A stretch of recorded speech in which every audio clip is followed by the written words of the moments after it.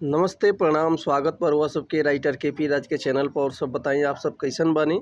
उम्मीद करते रहुआ सब भी बढ़िया हो खब, अच्छा हो खब, मस्त हो खब, तंदुरुस्त हो खब। तो रहुआ सबन खातिर लेके आ गए बानी बिल्कुल खतरनाक, बिल्कुल दर्दनाक, बिल्कुल हिट मेटर भोजपुरी छठ पूजा स्पेशल सब। उम्मीद करते रहुआ सबके बेहद पसंद आई।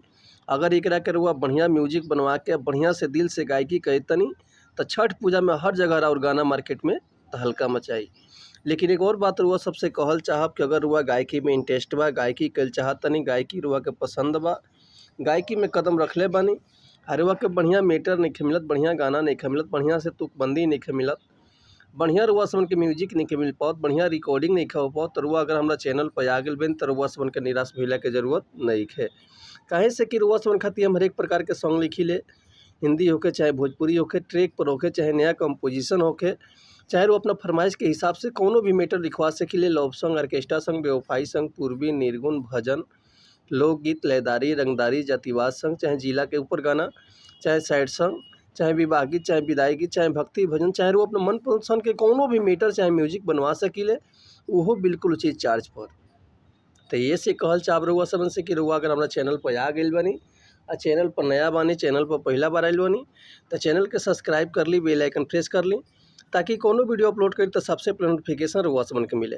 अगर वीडियो रुआ सबके अच्छा लागता, गाना पसंद आवता तो एगो प्यारा सा कमेंट कर दी। चलिए देर न करते हुए आज के मेटर देखल कैसे बा, का एकर लय बा, का एकर धुन बा, रुआ सबन के हम गा के बताओ तनी। उम्मीद करते रुआ सबके बेहद पसंद आई। तो चलिए देखिए आज के मेटर कैसे बा। यही छठ पूजा के दिने एगो बालक माई से गुहार करता कि हे माई, हमरा खातिर हमर माइए सब कुछ बिया, हमरे खातिर हमर माई हर साल रुआ दरवाजा पे आवेले, छठ व्रत करेले, एगो रुआ कृपा करब हमरा माई के ऊपर। देखी कौना भाव में कैसे कहता कि रही के निर्जले उपास करत बियाह बरत, हमरा खातिर हमर माई करे हर साल छठ। हे मैया सुनी ना, कि रही के निर्जले उपास करत बियाह बरत, हमरा खातिर हमर माई करे हर साल छठ। लेके फल फल हारी दौरा धावत रहे, कि छठी मैया हो कृपा तन करीह, कि माई मोर सलामत रहे।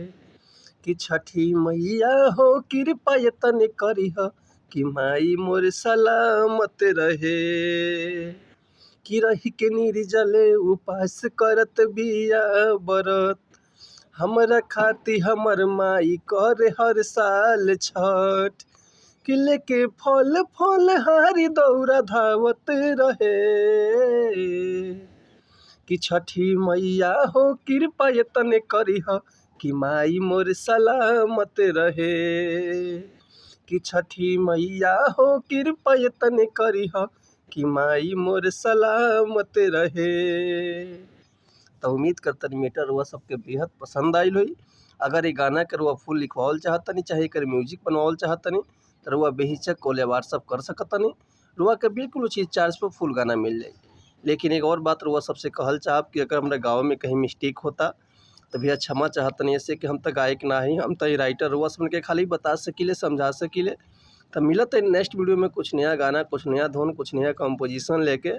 तब तक लिए रुआ सबसे अनुमति चाहतनी। नमस्कार, प्रणाम, जय हिंद, जय भारत, जय भोजपुरी समाज, हर हर महादेव, जय शिव शंभु, जय माता दी।